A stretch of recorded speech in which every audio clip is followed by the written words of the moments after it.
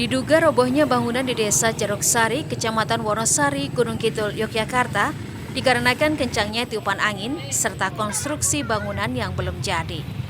Saat kejadian tidak ada aktivitas di bawah bangunan karena banyak warga yang keluar untuk menyelamatkan diri. Kalau pas roboh ini nggak Mbak? Ada penghuninya nggak di dalam? Ada. Tadi ada tukang jual, alhamdulillah sudah selamat. Jadi pas kejadian itu memang sudah pada keluar semua nggih? Ya, aman. Warga kemudian secara bergotong royong membersihkan genting serta puing-puing bangunan. Ahmadi, Kompas TV, Gunung Kidul, Yogyakarta.